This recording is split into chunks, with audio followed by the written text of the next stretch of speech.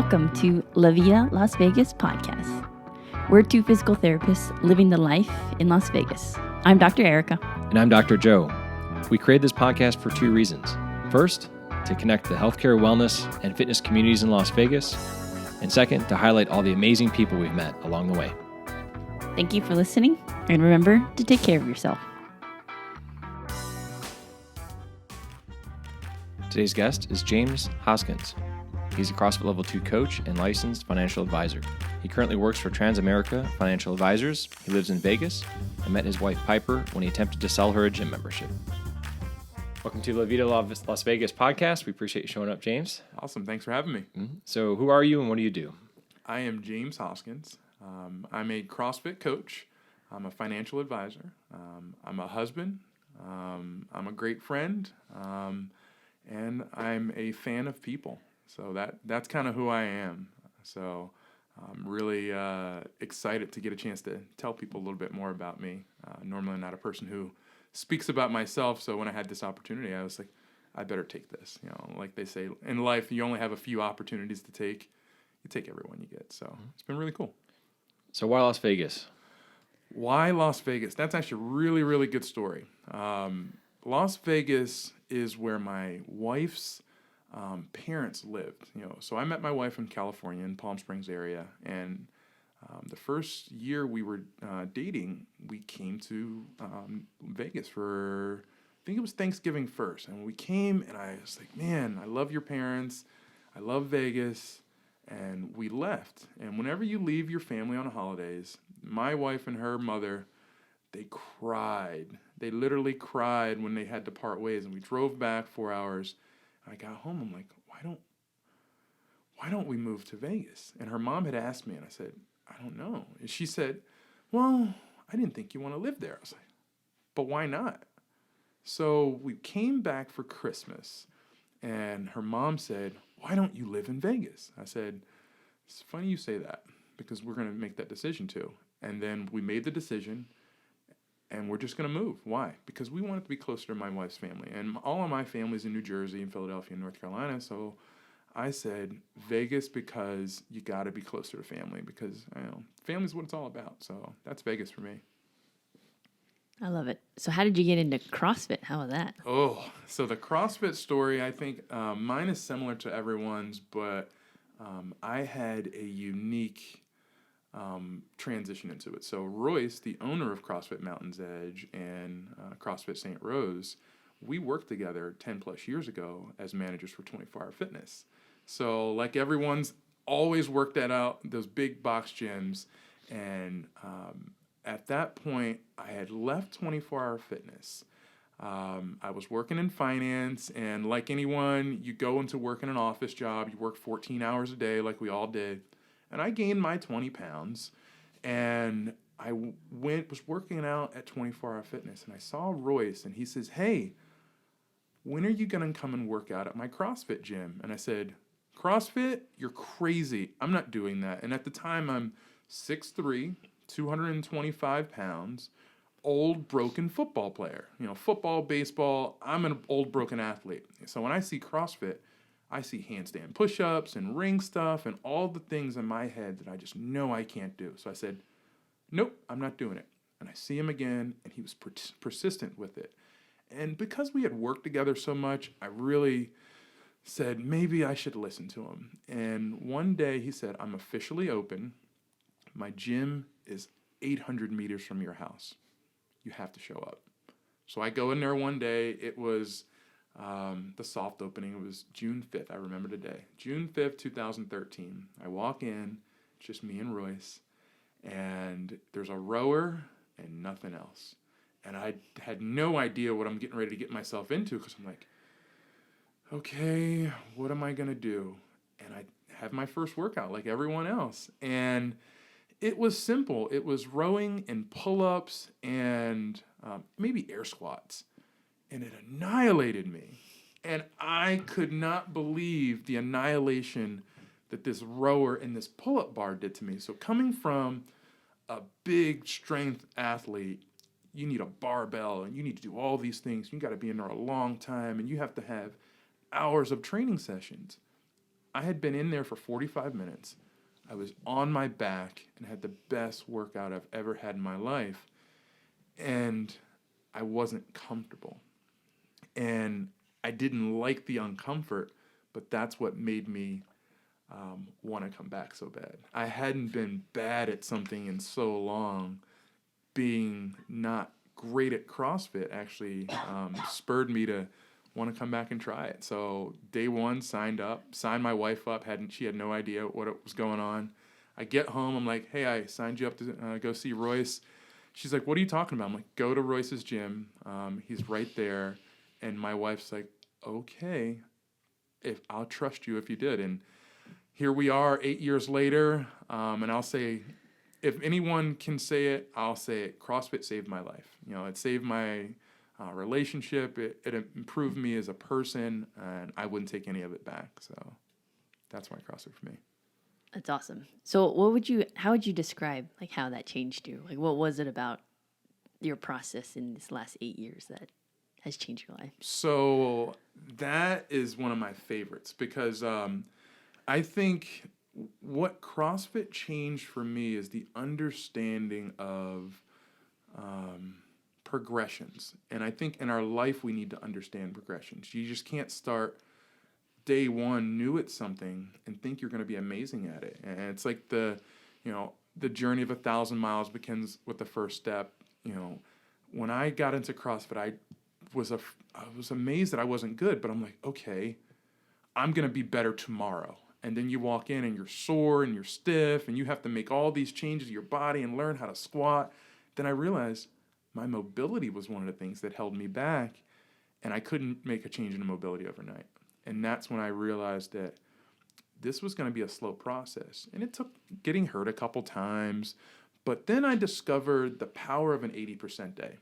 And that's actually what I still maintain, and I think that CrossFit has bred for me is you see people work out in a CrossFit gym every day. There's not like, I go Monday and it's leg day, and then Tuesday and it's arm day, and then Wednesday I take off for this. You'll see people in a gym every day. And, I tried that and went too hard every day and was in pain every day. But then once I realized that if I could understand how to come in and work out every day and give myself 80%, effort, 100% of the time, I was going to be able to be way more consistent and make way better improvements with my mobility and my strength and, weight loss and all those things. But it was about understanding how to be patient and wait for it. And I always say, tell me when you're going to die, and I'll tell you exactly what you need to do to get fit by that point.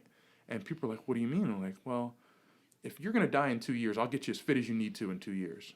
But if you're going to live to be 70 and 80 years old, this thing's about longevity. We have 60 years to get you as fit as we want.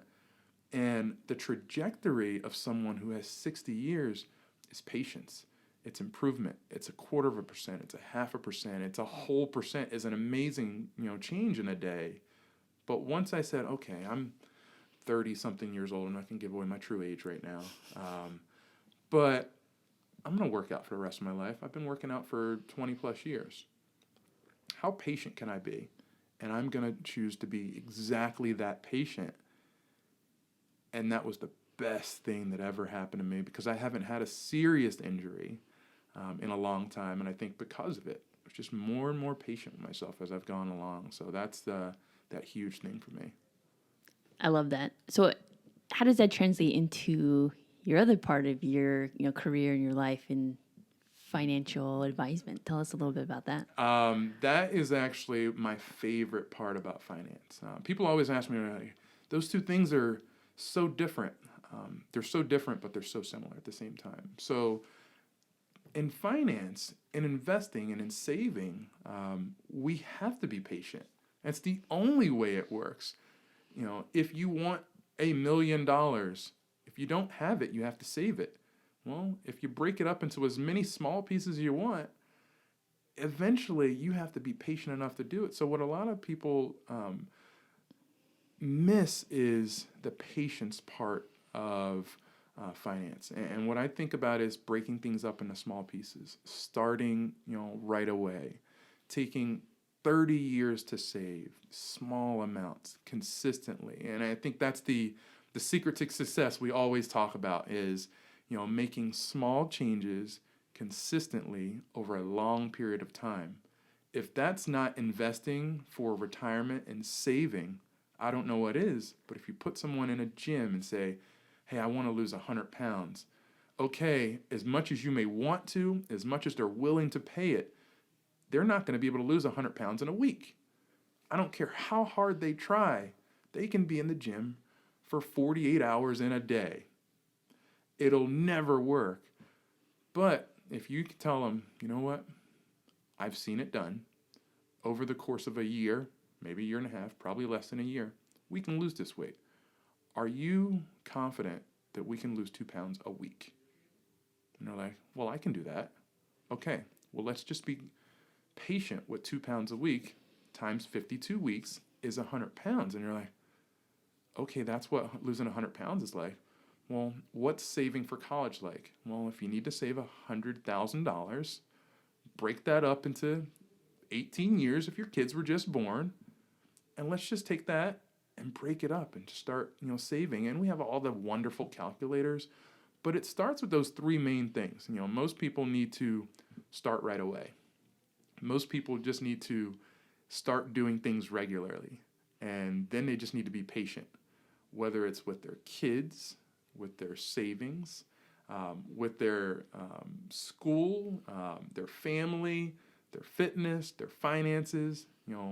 Starting right away, being consistent, and being patient is the solution to everything. And that's why finance and fitness are absolutely right along the same borders. And my fitness allows me to be patient. I think that's what it is, taught me to be patient, because in finance we see things happen amazing, like Bitcoin and all those wonderful things that fly up overnight, and you think that that's possible, but being patient is really what the solution is. So not buying Bitcoin, that's not the solution.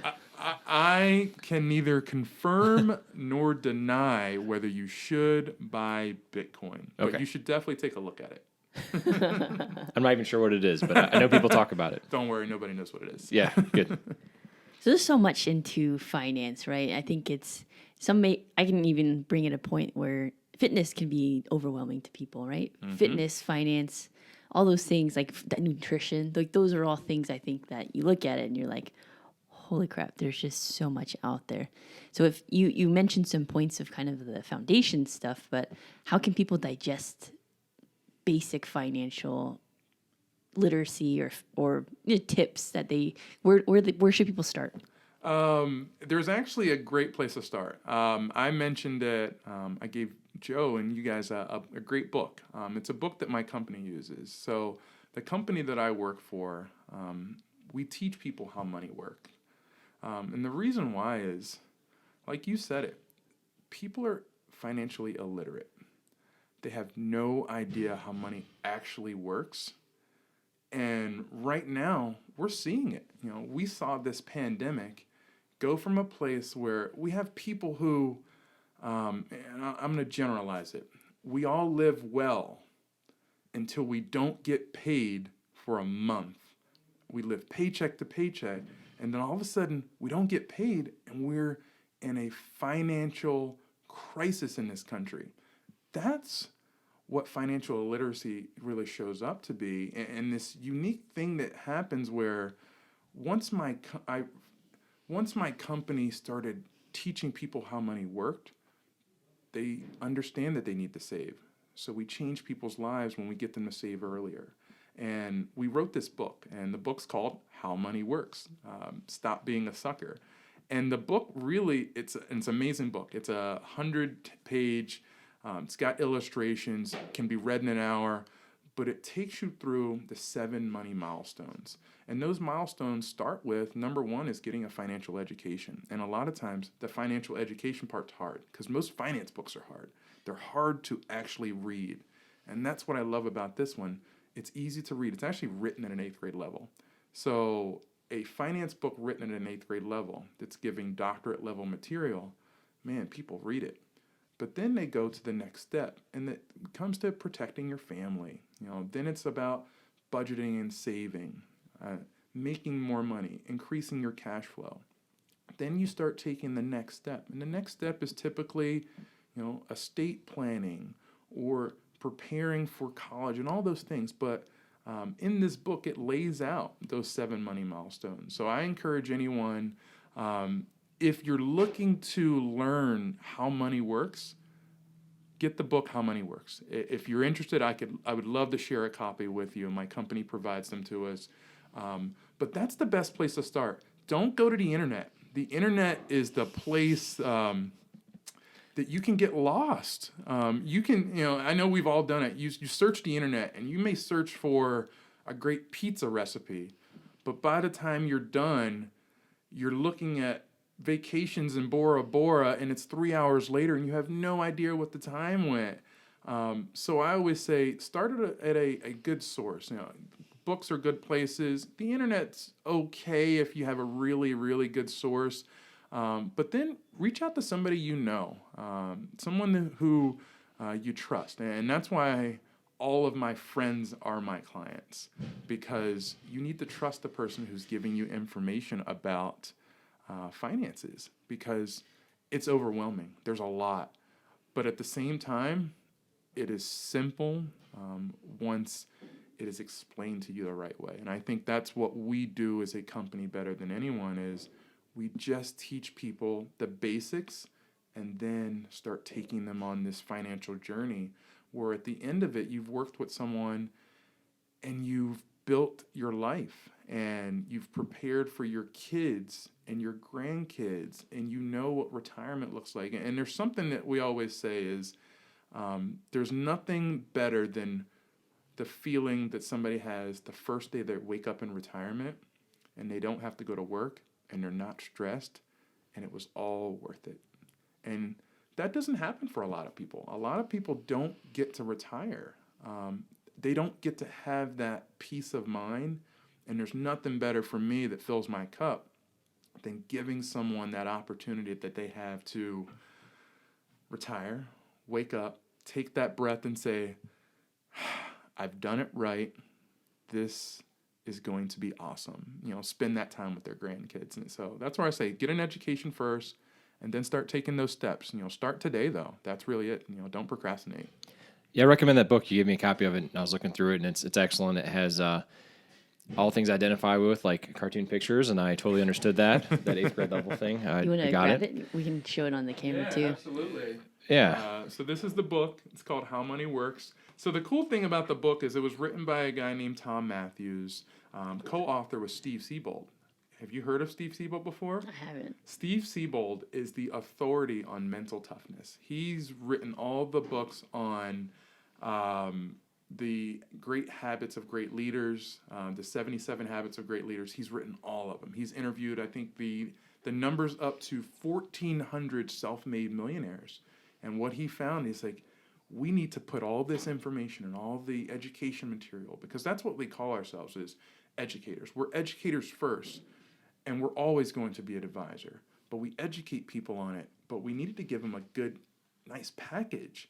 And that's where Tom and Steve got together and said, let's write this book, but let's put these pictures in it. And it's illustrated by Andy Horner. He's the artist. And they're amazing when they work together.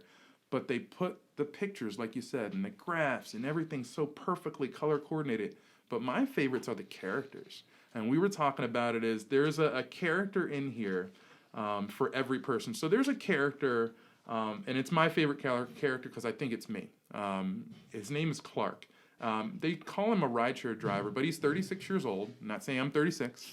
But he's the guy who's like, oh, I didn't know I could do that. And that was me when I was younger. I can save into these, interest-bearing accounts. Oh, wow. I feel like I should have known that. But a lot of people my age and our age, when they're in their 30s, you're like, man, they know that. Everyone knows that. But then you're shocked when people don't know it, and you're like, okay, a lot of people are just like Clark. There's a lot of people just like Hector. There's a lot of people just like Zoe. So Zoe's the 19-year-old girl.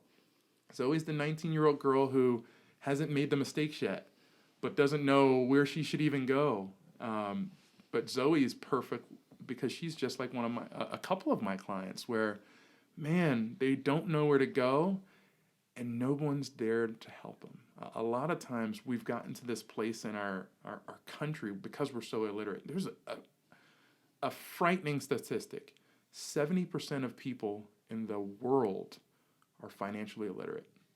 And you think about that number, you're like, that's crazy. But then let's think about this room right here. There's 3 of us in this room. One of us is literate, and the other 2 aren't.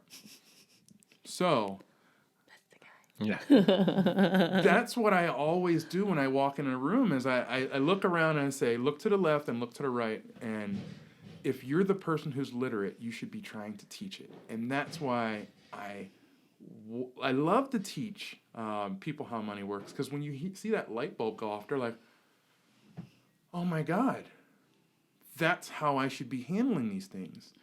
That's what I should be saving. That's how I should be paying things off.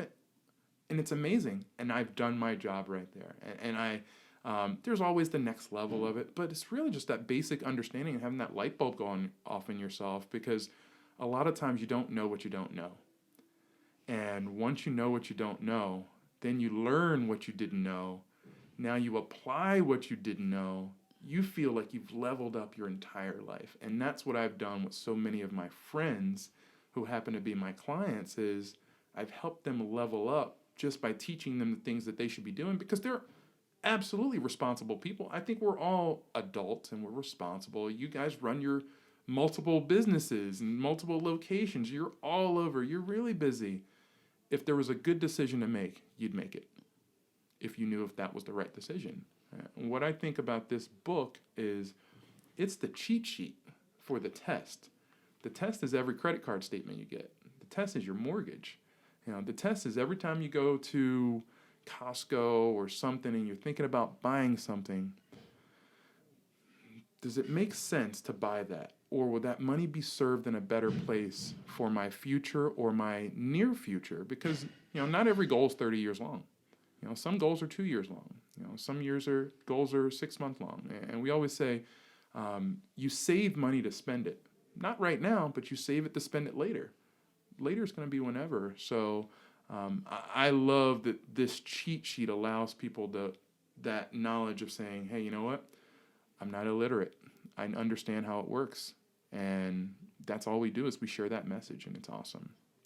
So how did you get into finance after working at 24-Hour Fitness? Yeah, that's actually my favorite story. So, and I was a business major. You go to school, and as a kid, you always say, hey, what do you want to do? Fireman and all those crazy things. No, I want it to be a pro athlete. I want it to be a professional football player. And then I got to senior in high school, and a scout showed up, and he said, you need to gain 25 pounds before we even let you into this Division II school. So professional football playing, I wasn't physically built for all of it. I didn't have all those talents and those skills, and I was just too small. So then went to school, business majoring. How are you going to figure it out? My first job ever was at a baseball stadium. Man, that was amazing. My second job was at a gym.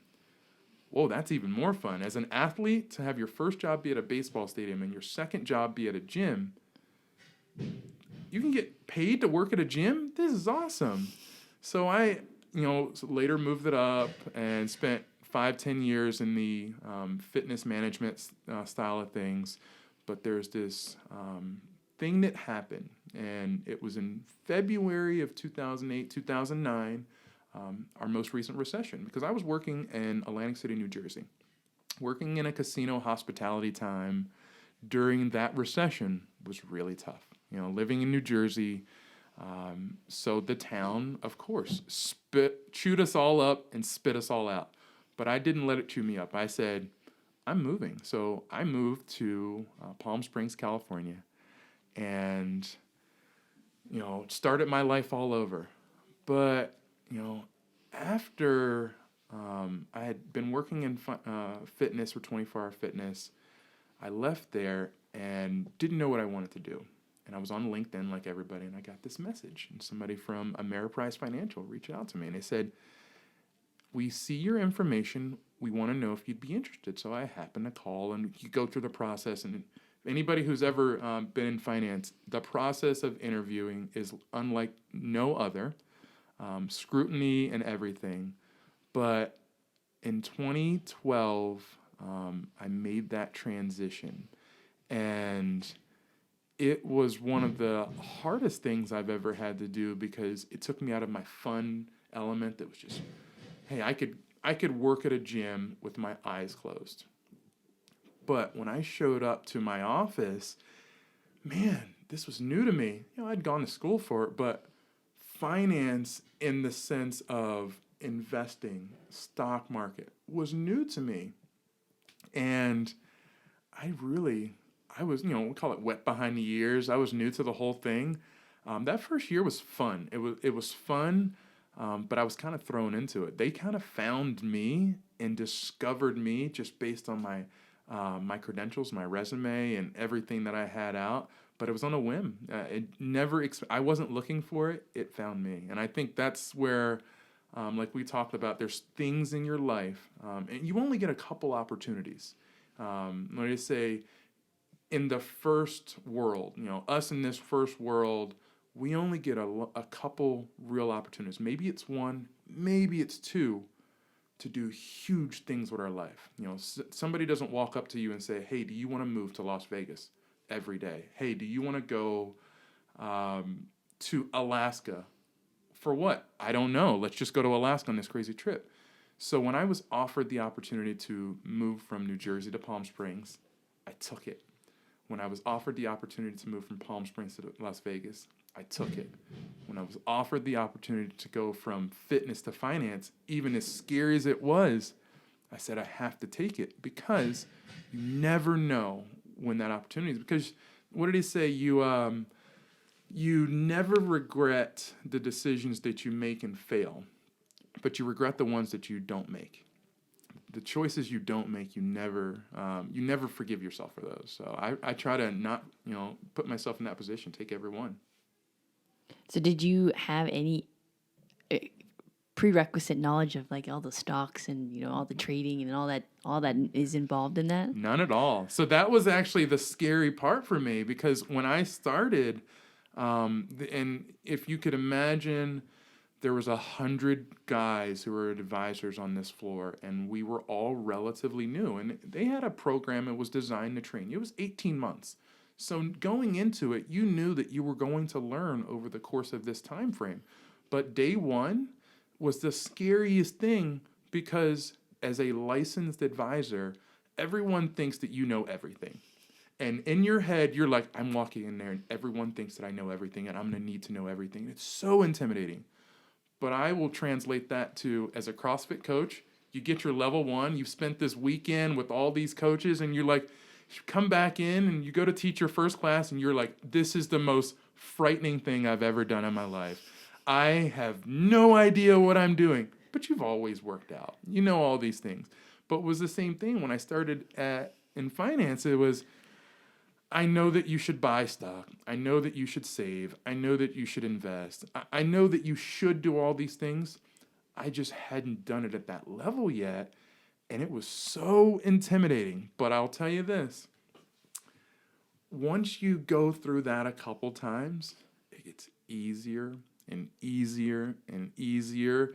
So when you have the next opportunity in your life and someone says, hey, we're going to do something. It's a little crazy. Do you want to do it? Yeah, I'll do it. I've been in way worse situations than that. I was a part of opening 2 businesses during a pandemic. Oh man, that's terrible. Come on. So, can do anything. So what is something you've learned but you wish you knew sooner? Man. So, I will say this. I learned it this year. And it's really hard to say at 39 years old that you could learn lessons that you wish you already knew, and they were simpler than you really thought. The lesson was don't procrastinate the things in your life that you really care about. And what I really mean by that is don't procrastinate your relationships. Don't procrastinate your wife, your self-care.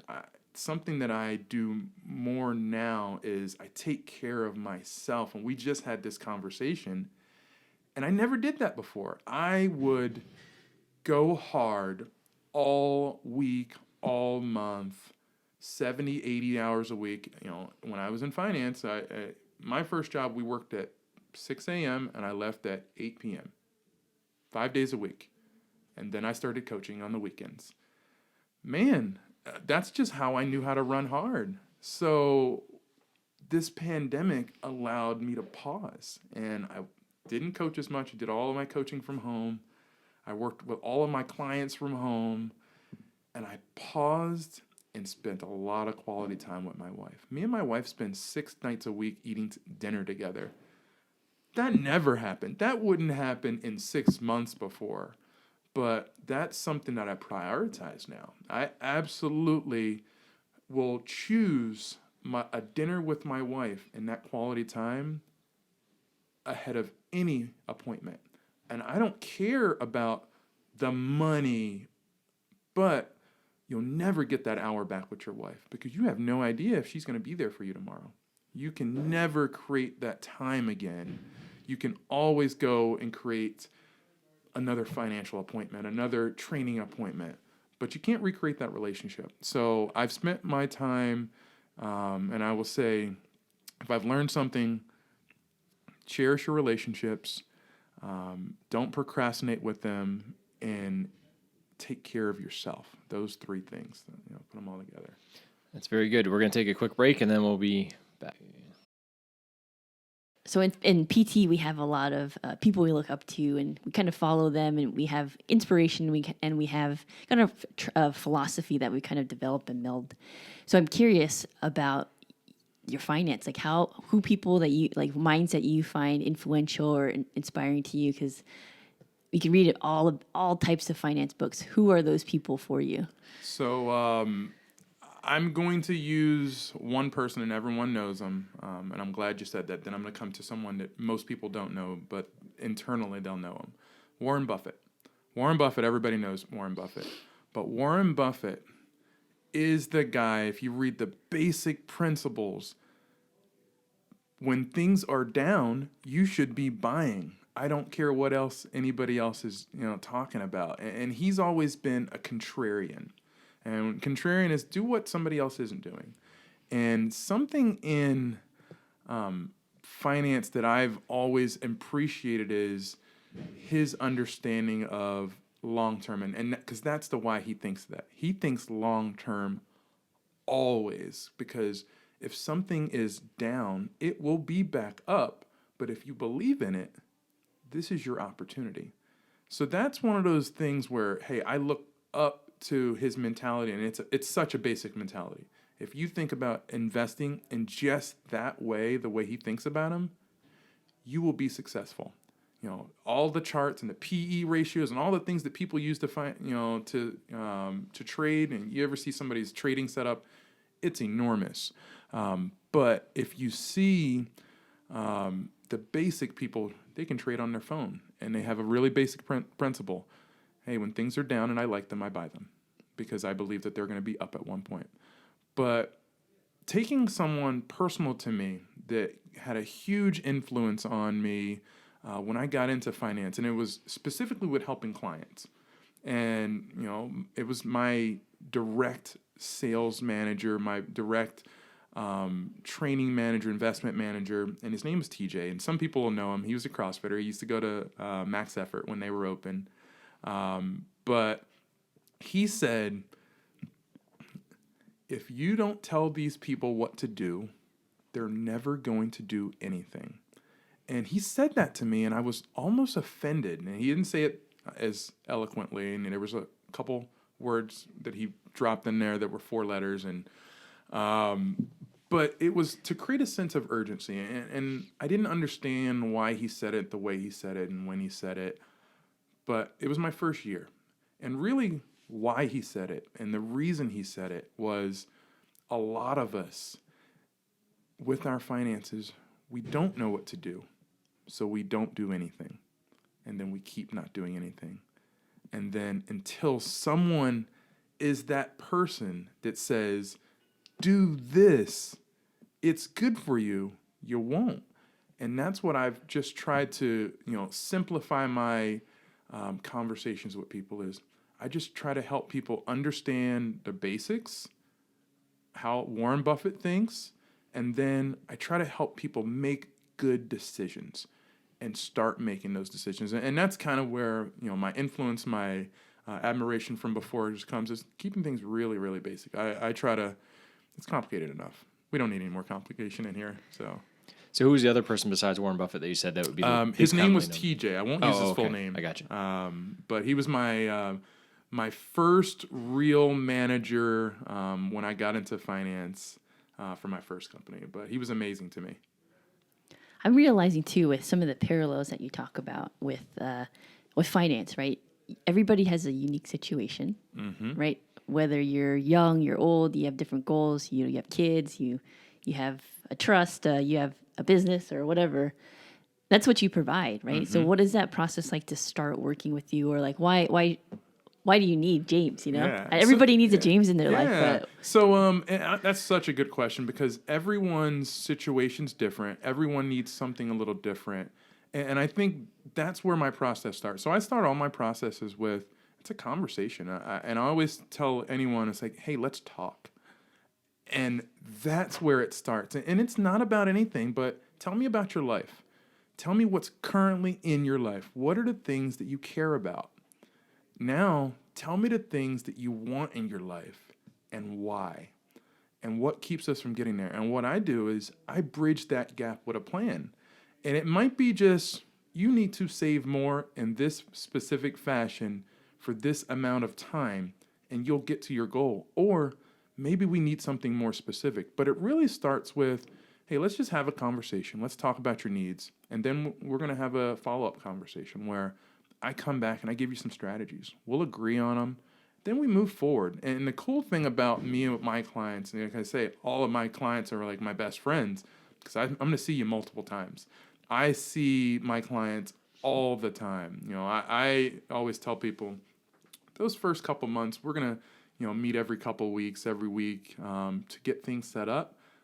But you'll talk to me 3-4 times every year just to see what's going on, what's new, why? Because everybody's situation is going to change. And I think if you're a business owner and you've been in 2020, your situation's changed multiple times. If you're an employee of a company that may deal cards or things like that in this city, you maybe have gone through something, you'll call it furlough or layoff or whatever you're calling it now, but changes in your employment. And what happened before you got laid off is different than what needs to happen now.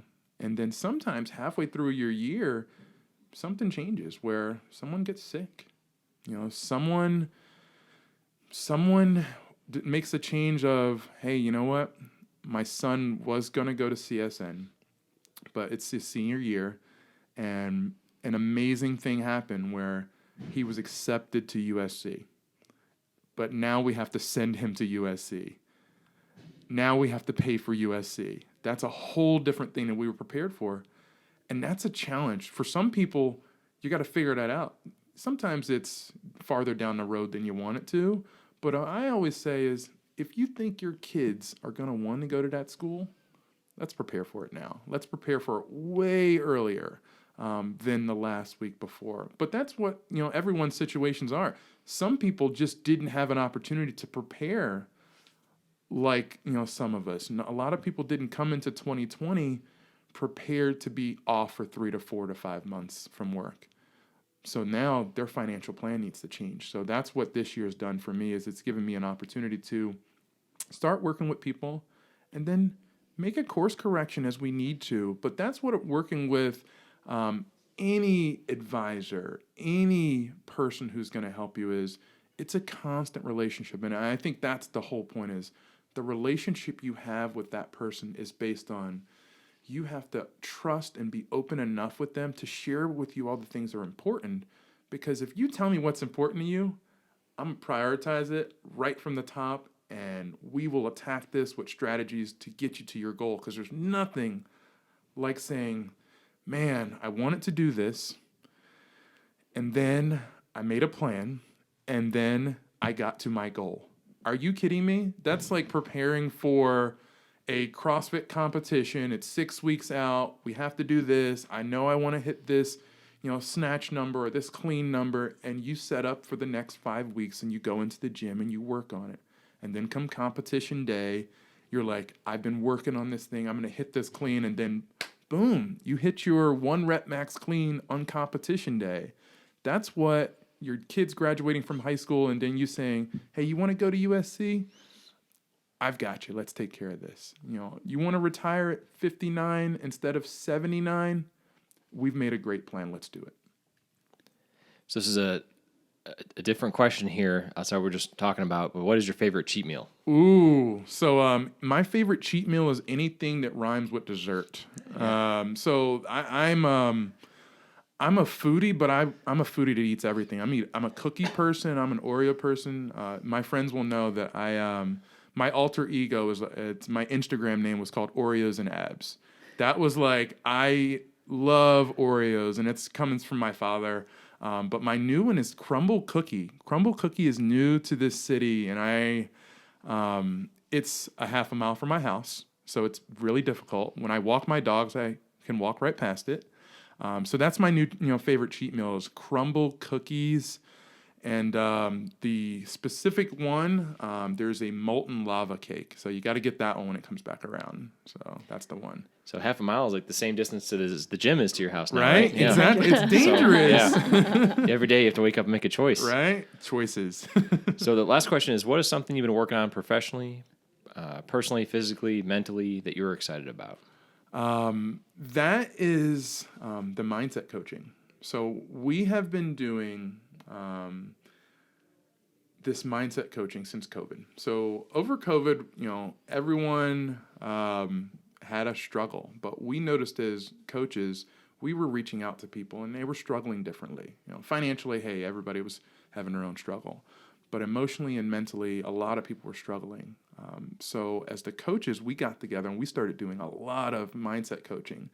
And something that has helped me personally is I get to work with a mindset coach once a week, but then at the same time, once a week, I get to work with my athletes in a mindset coaching sense. I go home and I get the mindset coach, my wife, but to be a good person, good human, good advisor, good CrossFit coach, you have to understand how to connect with people and get them to do what's best for them. And what I have found is a lot that happens to us physically in the gym, good or bad, financially, with our family, wherever we're at, is what happens between the years. It's your mindset that shapes you. So what I've been trying to work on is, one, making my mindset so strong that I can help others, but two, just practicing helping people change their mindset because it's a practice. You got to work on it every day. That's very sound advice. So how can people find you? You can find me on Facebook, James Hoskins, Instagram, James R. Hoskins. My email you guys will have, it's jamesrhoskins@yahoo.com.